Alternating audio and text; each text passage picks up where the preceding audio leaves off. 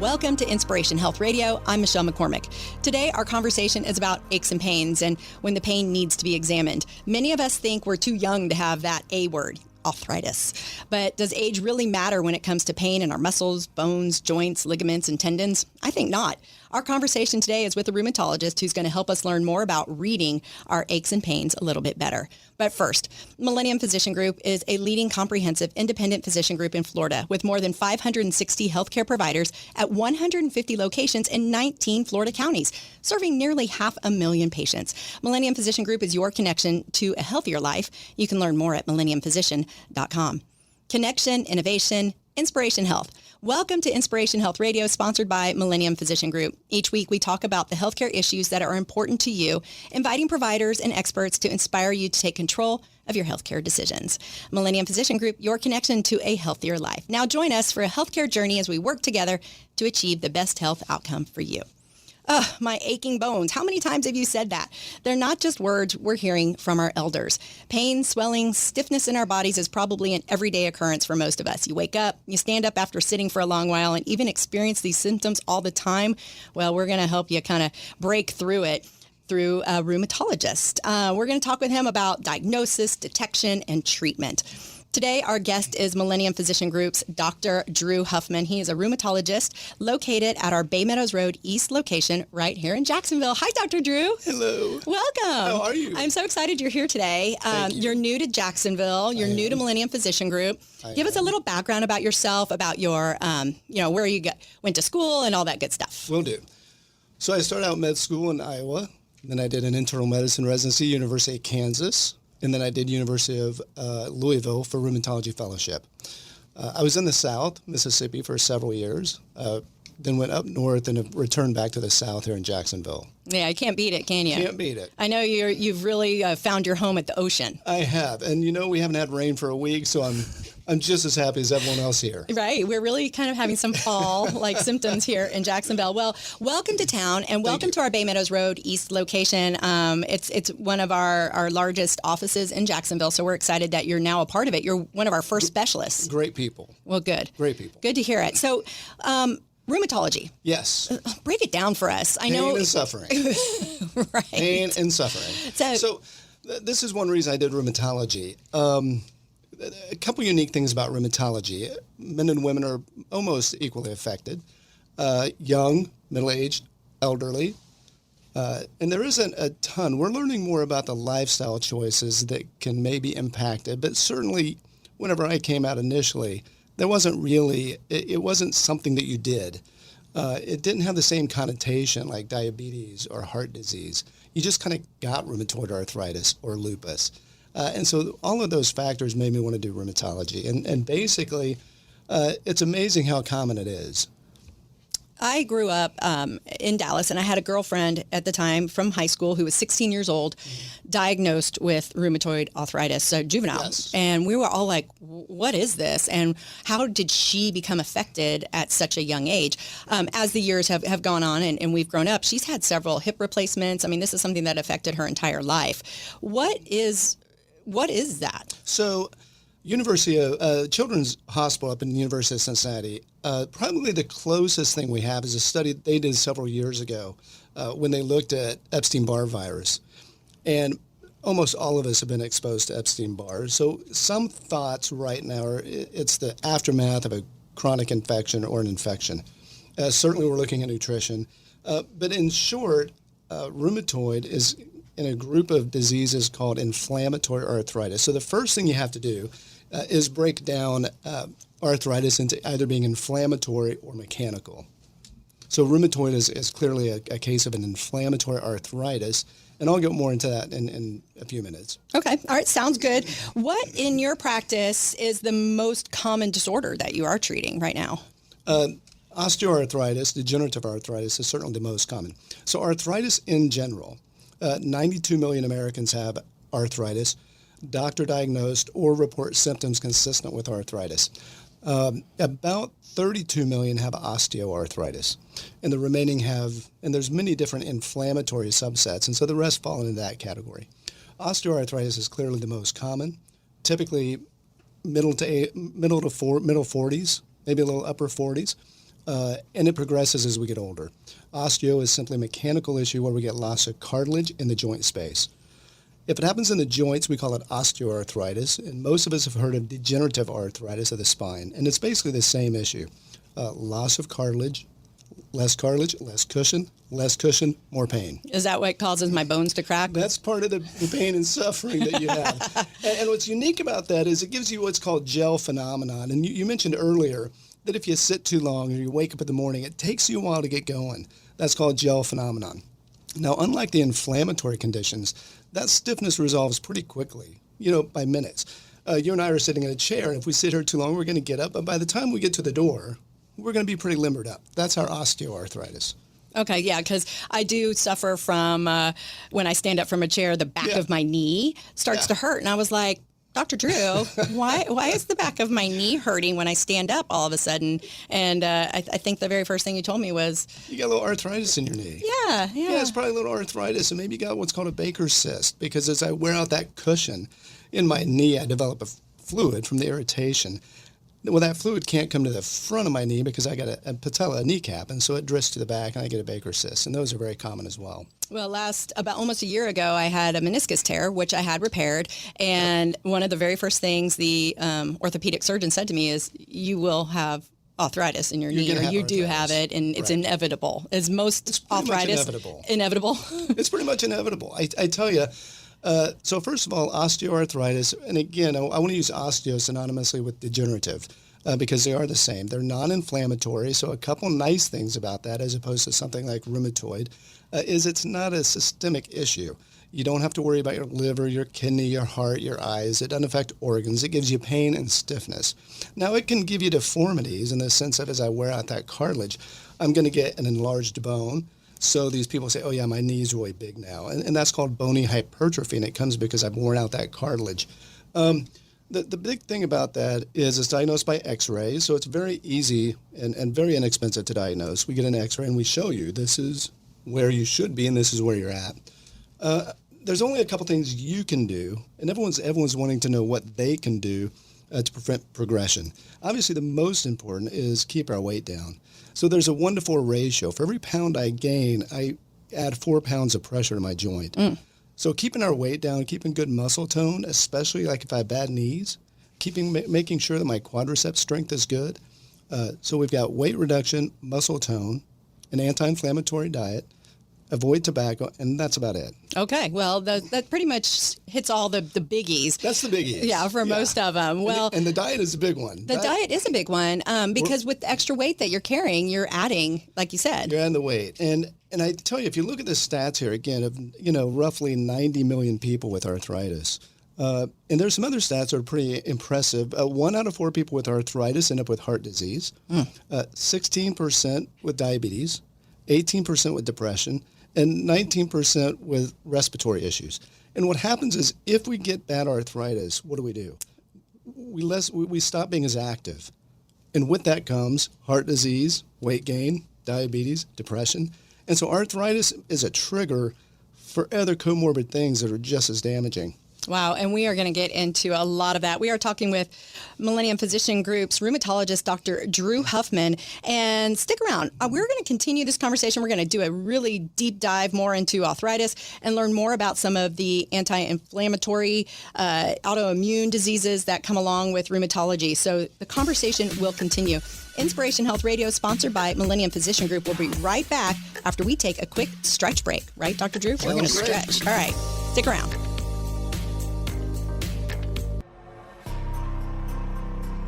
Welcome back to Inspiration Health Radio, sponsored by Millennium Physician Group. Each week, we talk about the healthcare issues that are important to you, inviting providers and experts to inspire you to take control of your healthcare decisions. I'm Michelle McCormick. Today, our conversation is about aches and pains and when the pain needs to be examined. Many of us think we're too young to have that A word, arthritis, but it does really matter when it comes to pain, no matter what your age is. Our muscles, bones, joints, ligaments, and tendons all feel some kind of achiness. Our guest today is Millennium Physician Group's Dr. Drew Huffman. He's located at the Bay Meadows Road East location in Jacksonville. And Dr. Drew, we were having a great conversation right before our stretch break. Fascinating. Yes. And we were really focusing a little bit on osteoarthritis. So, correct. If we have it, How can we treat it besides losing weight, stopping smoking, all the stuff, eating better? Good diet. Yeah, we know all of that. But what else can we do? I tell you, and I want to touch real quick on diet. Just so if we talk about the anti-inflammatory diet, we're just going to hit the biggies. Sugar. Sugar is big. Now, if you're going to use an artificial sugar like aspartame or, with your Diet Coke, I prefer just do sugar. If we're going to have sugar versus a sugar substitute, do the sugar. The only fairly safe would be stevia or Truvia. Okay, I was going to ask about stevia. Stevia and Truvia are going to be much better than the others. I personally think raw honey is probably the best. Not the honey at the grocery store. The honey you buy on the road. From the bee. From the bee on the road. That honey is what you want to get. Don't get the stuff at the grocery store. So diet is important. Sugar, simple carbs. We do need carbs, but we don't need simple carbs. Basically, that old saying that you've heard, if it tastes good, you probably shouldn't have it. So white things. We try and do complex carbs. Brown rice over white rice. Wheat bread over white bread. Processed foods, fried foods. All the good stuff. All the good stuff. Yeah. I know the fried shrimp. We like fried shrimp down here. So you got the fried foods, you got the sodas. Those are the biggies. So once we focus on minimizing those, and dairy, cow's milk. So I prefer people who do almond milk, soy milk, oat milk, one of the alternatives. Once you can kind of cut down on sugar, dairy, processed, fried sodas, simple carbs, that's as good as you can do. Get some exercise, increase your muscle strength. After that, you have a couple options. You can try supplements. Back in the day, glucosamine-chondroitin sulfate, Osteobioflex, was very big. The problem with the supplements currently, whether it's glucosamine-chondroitin sulfate, hyaluron, boswellia, bromelain, all those things, they don't have any studies showing that they actually are going to prevent progression. They can reduce pain. Short of that, what we do is pain management. And that's not a great word, but... Right. It does have a little bit of a misconnotation to it. It does. People think you're getting into like the opiates at that point. And there's a lot of other options before you get there. But there's something that people need to understand about pain. So if I'm living in pain, a couple things can happen. Pain's going to increase my sugar because I get cortisol release. So if I live in pain, I'm going to have higher sugar, higher blood pressure. I'm not going to be as active. And all of this is going to make me depressed and angry. Right. And hard to live with. So we do want to treat pain. Our options right now include anti-inflammatories, and we have over-the-counter ibuprofen, Motrin, Advil, Aleve. We have prescriptions like Celebrex and Mobic, to name a few. You can do some Tylenol. I don't like people doing a ton of Tylenol. Try and keep Tylenol between 1,000 and 1,500 a day max. Topical analgesic creams like Biofreeze, diclofenac, muscle relaxers, and eventually you can get down to the opioids. Yeah, I think anti-inflammatory diets used to be like a big deal. A big deal. And I like what you're saying because I agree with you on the sugar thing. If I'm getting a no sugar latte or something, I'd rather have the real sugar because, the other stuff just hurts. Yeah, and people say, well, I'm going to have a Diet Coke. Well, that's aspartame. So, and there's a whole thing I can talk about with those things. But they kind of encourage hypoglycemia. So really just have regular sugar, but again, preferably raw honey. So when a primary care physician refers a patient to you, what are some of the first things you're checking with that patient? The first thing we want to know is morning stiffness and joint swelling. So one differentiation between osteoarthritis and the inflammatory arthropathies, like rheumatoid, for example, is the morning stiffness. The stiffness is typically much longer in the inflammatory conditions. Osteo doesn't particularly have joint swelling, whereas the inflammatory ones do. So we take a history, we get a story, and then we do the exam, and then we look at blood work. Do most people want to start with medication treatment? No. No? I mean, I think most people, certainly most people want less pain, and they want less stiffness. I've had a couple people in my day who have been very strict with the diet, made some real aggressive lifestyle changes. It helps some. I've never met anyone yet who it changes their world and they don't need something. So I think most people just want to hurt less. And they want less pain, less stiffness, so they can enjoy their lives more. Yeah, but they want it now. like instantly. Well, that's all of us. Yeah, that instant gratification of no pain. If I can't get it yesterday, I don't want it. Right, exactly. Yeah. So back to inflammatory. Is there a large number of people that are struggling with that? About 1 out of every 12 women will have an autoimmune rheumatic inflammatory condition sometime in their life. In a male, it's 1 out of 20. So they're very common. Rheumatoid is the one that we've all heard of. There's some there are some rheumatoid arthritis, lupus, mixed connective tissue disease, Sjogren's. There's a lot of them. But they all follow the same pathway. And that pathway is where a person's immune system has decided to generate an inflammatory response against themselves. What's different about the inflammatory versus osteo is you have the potential for organ damage and you have the potential for joint destruction.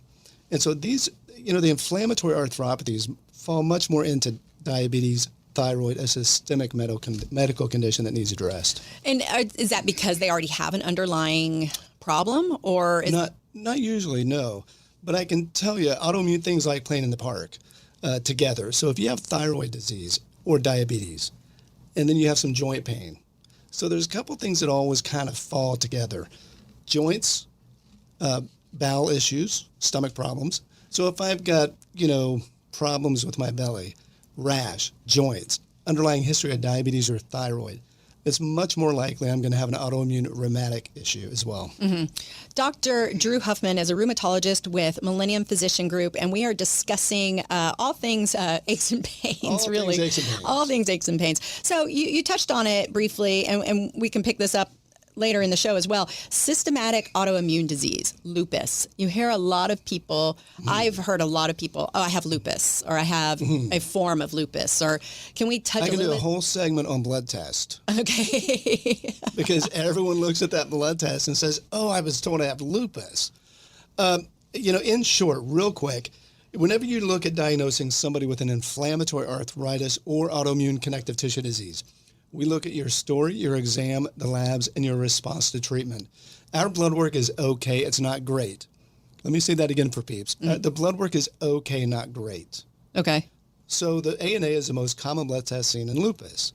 Unfortunately, it can be seen in autoimmune liver disease, thyroid disease, primary pulmonary hypertension. It can be seen as a normal variant, a false positive. So the blood tests are okay, not great. Even the best blood test we have is only 90% specific, which leaves a 10% window that it may not mean anything. So, I guess that means it's possible people are being treated for something they might not even have? In general. Yes. So the cool thing about rheumatology, and one reason I really like it, is it's still very clinical. It's not a cookie cutter. I can't just look at a blood test and tell you what you got. I have to do an exam. I have to listen to you, and I have to make a decision. So what I really like about rheumatology, and that's one problem with it, if you will, you can go to one rheumatologist. I think you have lupus. Another rheumatologist, I think it's a false positive. All right.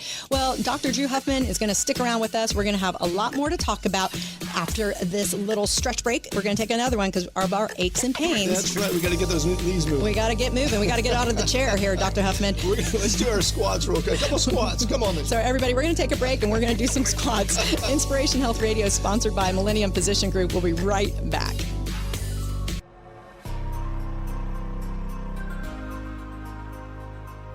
Welcome back to Inspiration Health Radio, sponsored by Millennium Physician Group. I'm Michelle McCormick. Each week, we're talking about healthcare issues that are important to you, inviting providers and experts to inspire you to take control of your healthcare decisions. Today, our conversation about aches and pains, and when does that pain need to be examined and seen by a specialist? Many of us think we're too young to have that A word, arthritis. But does age really matter when it comes to pain in our muscles, bones, joints, ligaments, and tendons? I don't think so. I think we need to get that checked out as soon as possible. And that's what we're finding out now. We're talking with Millennium Physician Group's Dr. Drew Huffman. He's a rheumatologist at our Bay Meadows Road East location in Jacksonville. And Dr. Huffman, in the last segment, we touched briefly on a little bit of lupus, but mostly stressing the need of a blood test and the accuracy of a blood test going forward. Let's take a deeper dive into that. Yeah, I think if I can, I'm going to digress because I want to touch base a little bit about what should even inspire somebody to think about getting a blood test. Okay. So one issue with inflammatory conditions, and we talked a little bit about osteo, okay, that's loss of cartilage in the joint, blah, blah, blah, you get pain. If you have the following, I think it would be in your best interest to think about getting some blood work. One is if you wake up in the morning and your stiffness exceeds 15, 20 minutes. If you wake up and you can't make a closed fist, or you feel stiff that improves with activity and lasts greater than 20 minutes. If you have swollen joints, if you can't straighten your elbows, straighten your knee, if you can't fully extend your joints, these are all things that would prompt you that, okay, I need some blood work done. And that can be at any age. Any age. Right. Any age. And then what happens is, okay, I wake up in the morning, I've got this new stiffness, it lasts 30 minutes, but as soon as I get moving, I feel a lot better. I notice my hands are kind of swollen some. It's time I go to my doc and say, hey, would you mind running a couple blood tests?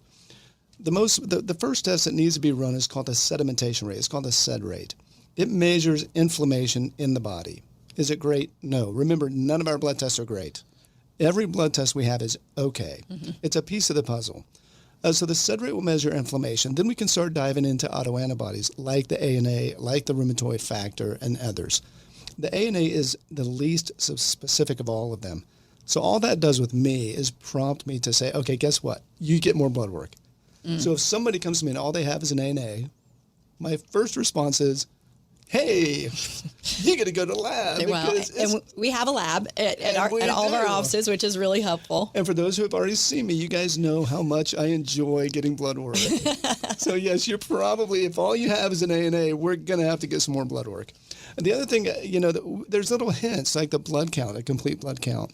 And so I think the lab, again, it's a piece of the puzzle.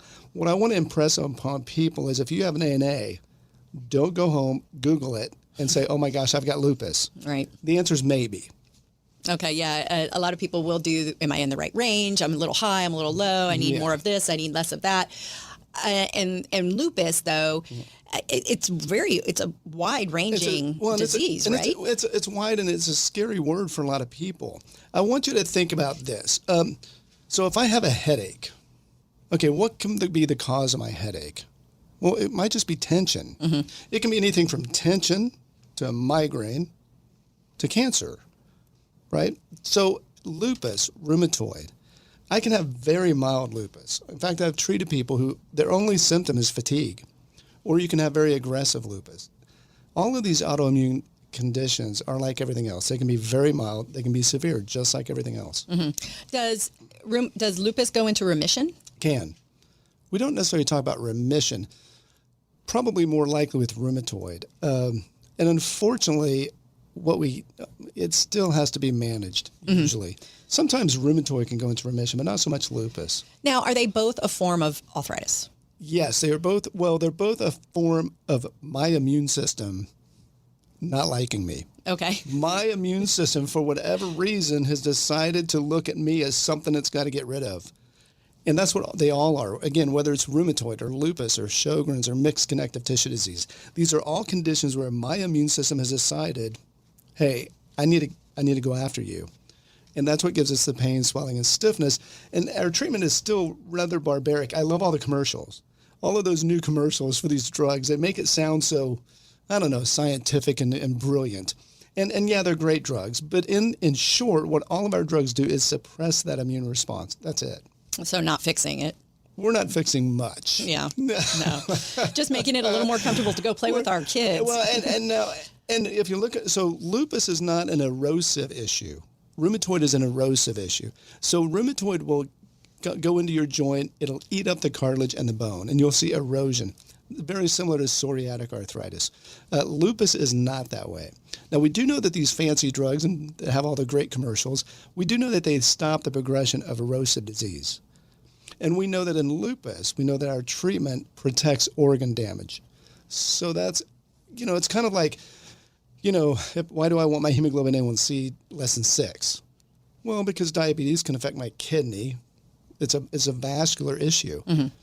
And so just like rheumatoid and lupus, we want to keep those numbers low. We want to keep the swelling, stiffness gone. So what about any type of physical or occupational therapy? Great. I tell everyone, I don't care if you just walk to the mailbox and back. Okay. Stay active. Yeah. Probably the best commercial is Celebrex had a commercial where they said, a body in motion stays in motion. We have to stay active. Mm-hmm. Because, again, part of the treatment is to maintain muscle strength and to decrease weight, keep our weight down and keep muscle tone good. Yeah, and just like you were saying, like squeezy balls. Squeezy balls, walking. Now, ideally with arthritic things, you want low impact. Okay. So yoga, Pilates, elliptical, swimming, cycling, especially with the knee. Knees are big with people, really quadricep. And so if you look at things, it's really core and base. So I want to work on the abs and I want to work on the legs. If I'm going to focus on anything, those two areas of my body need to be the primary attention. We're having our conversation today with rheumatologist Dr. Drew Huffman from Millennium Physician Group and learning so much about arthritis and how it affects our bodies and some treatments. What about joint and tendon injections? Sure. I mean, So a couple caveats. So there's this it's not new, but the gel shots. People, can you put that gel stuff in my knee or my shoulder? Unfortunately, I got some bad news. They haven't actually shown, again, to prevent worsening. In theory, it's a building block for cartilage. That was a great theory. We haven't really proven that, but it can reduce pain. Yeah. Steroid injections into a joint can reduce pain or into tendons. The problem is if you do it repeatedly over years, it actually degrades the cartilage. So I tell people if you get great benefit from a steroid shot, that's fine. Every 4 months, every 3 to 4 months, as long as you can go without getting one. Mm-hmm. But don't think it's going to actually fix it. Well, at what point do you refer to an orthopedic surgeon? I hope the orthopods don't get too upset with me on this, but there's only 2 times that you need to consider an orthopedic surgeon and a replacement. One, significant instability. So your osteoarthritis, especially knee, hip, something like this, is giving me so much instability that I have an unsteady gait, I'm falling. Then it's time to talk to an orthopedic surgeon. Or if your pain cannot be controlled. Mm-hmm. So if you're maxed out on all things you can take for pain and you're still hurting, it's time to talk to the surgeon. Okay. All right. Good advice from Dr. Drew Huffman. Well, coming up, we're going to wrap up our conversation in our final segment. We're going to have some top 3 takeaways, so you're going to want to stick around for that. The conversation will continue. Inspiration Health Radio, sponsored by Millennium Physician Group. We'll be right back in just a minute. Welcome back to Inspiration Health Radio, sponsored by Millennium Physician Group. I'm Michelle McCormick. Every week, we're going to talk to you about healthcare issues that are important and what you need to know for you and your family. We're going to invite providers and experts to inspire you to take control of your healthcare decisions. Today, we've been talking about aches and pains. When does that pain need to be examined? And our guest has been Millennium Physician Group's Dr. Drew Huffman, a rheumatologist at our Bay Meadows Road East location right here in Jacksonville. And Dr. Drew, we have touched on a lot of things. So lots of stuff. Lots of good stuff. Lots of good aches and pains. So we talked a lot about arthritis and about waking up with those aches and pains. And yes. Is it good to get up and do a 5-minute stretch, or is it good to open and shut your fingers and your toes and do lots of stretches? What do you recommend for folks who aren't quite at an arthritis pain level requirement to come see someone like you, or when is it enough? I always tell people, do anything.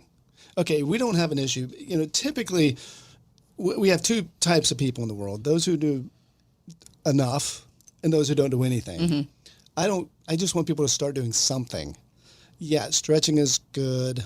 But again, I'm more into low impact muscle strengthening for the joints. Is there a denial, though, when people are like, oh, I don't have arthritis? I mean, when I was told that I probably will have it in my knee, I was like, yeah, not me. I tell you, it's like everything else in the sense of we have to kind of think ahead. So, no, I don't have diabetes now, but if I keep eating what I'm eating and I keep gaining weight, I'm going to get type 2 diabetes. So if I don't keep my body in good shape or I don't make healthy choices, I'm going to probably get an arthritis. Remember, think about the numbers. 1 out of 12 women, 1 out of 20 men at some point in their life are going to get an inflammatory arthritis. That's not osteo. That's some autoimmune inflammatory thing. How many people with osteo? 92 million.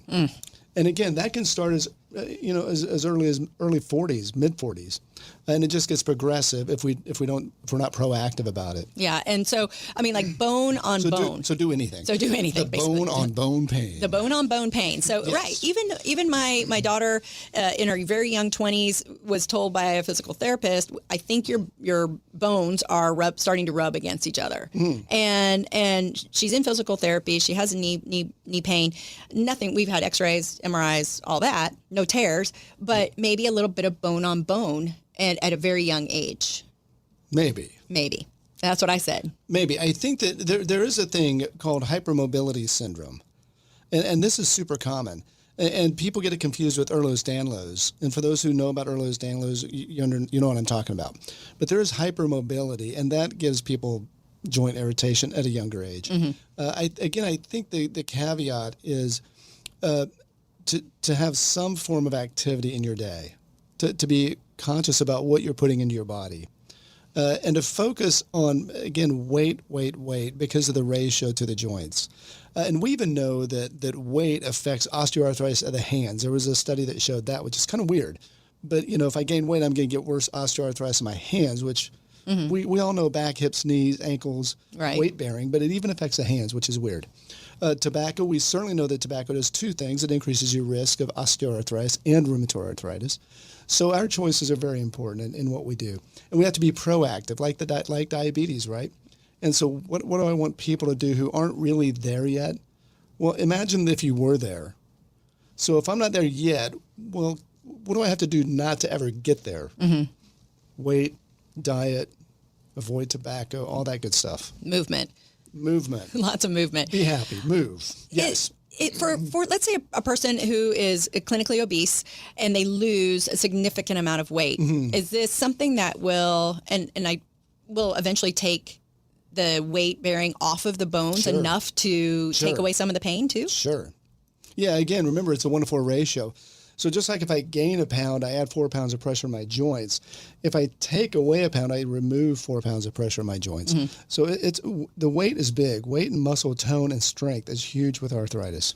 Yeah, and a lot of the people are saying now that weight training kind of is superseding a little bit of cardio for that longer bone health. I tell you, and the cardiologists and endocrinologists won't be thrilled with me. We do aerobic exercise for a couple of reasons: blood pressure, blood sugar, endorphins. You're not doing it for joints, and you're not doing it for weight loss either. If you want to lose weight, it's muscle strength, it's muscle training, and typically core and base. So my abs, my back, my quads, my hams, my gluteus. That's what I got to focus on if I'm going to do weight. Things like CrossFit and all this heavy stuff. My aerobic stuff is really good for blood pressure, blood sugar, endorphin release. That's about it. Yeah, and we need to do those lower impact to help our bones for sure. Our guest is Millennium Physician Group's Dr. Drew Huffman, a rheumatologist with our Bay Meadows Road East location here in Jacksonville. And all right, we promised the top three takeaways from our conversation today. Dr. Huffman, what is your number one? Is there a drum roll? The first thing is know when you should get an opinion from a specialist like rheumatology. Again, because if you have prolonged morning stiffness, joint swelling, you tend to be better as long as you're moving. You have family history for autoimmune disease. You really need somebody to peek at you. Again, these are not like osteoarthritis, which is just a localized issue. These autoimmune rheumatic conditions are systemic, and they can affect organ function. So that's the number one takeaway is if your primary care or some other doc, doesn't really think much, call a rheumatologist indirectly, and just directly, because if, morning stiffness, joint swelling, time to be looked at. Okay. All right. Good advice. Number two. Choices. Choice is one of my favorite things, and because it's one of the hardest things. But my number two takeaway is really be proactive, even if you don't have anything yet. The way we don't get it is through our choices. And so be very cognizant about trying to work towards an anti-inflammatory diet and trying to make healthier choices. That's not only going to help arthritis, it's going to help diabetes, heart disease, it's going to help everything. Yeah, maybe your sleep or and your functionality. Well, not that anybody has stress these days. No, we don't want to lessen that at all. We don't sublimate stress, do we, Michelle? We're not in a pandemic or anything. What's your third thing, Dr. Huffman? The third thing is blood work. Don't get hung up on the blood work. The blood work, if I'm trying to put a puzzle together, I need more than one piece. It's hard to call it a puzzle if there's just one piece, right? So the lab is a piece of the bigger picture. So don't get hung up too much on the blood work. If you have a good doc, he'll tell you, yes, you can get hung up on this test. But don't go to Dr. Google, look up your blood work and say, oh my gosh, I've got lupus, or I've got this, or I've got that. Wait for the evaluation. All right. Well, great information today. Thank you so much with the arthritis. I feel like every bone in my body now needs to be stretched out. That's right. I need to crack all my fingers. Actually, let's talk myths. Is there cracking fingers? Do it all day long if you want. Do it all day long.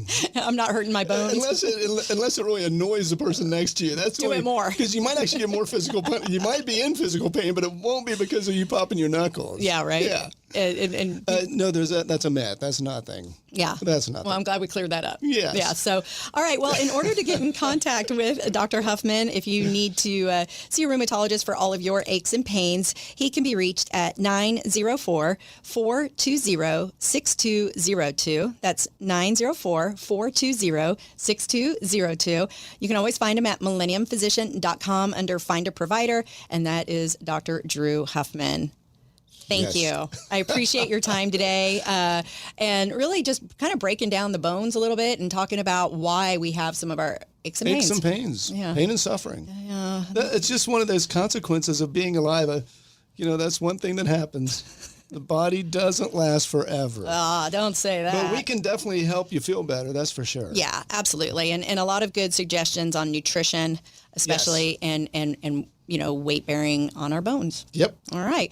Well, the conversation will continue next time on Inspiration Health Radio. Your healthcare journey, very important to us, and our goal at Millennium Physician Group is to work together to achieve the best health outcome for you, and that starts with seeing your primary care provider and our specialists. See our website for a full list of offices and providers like Dr. Huffman at millenniumphysician.com. In good health, I'm Michelle McCormick. Have a great day.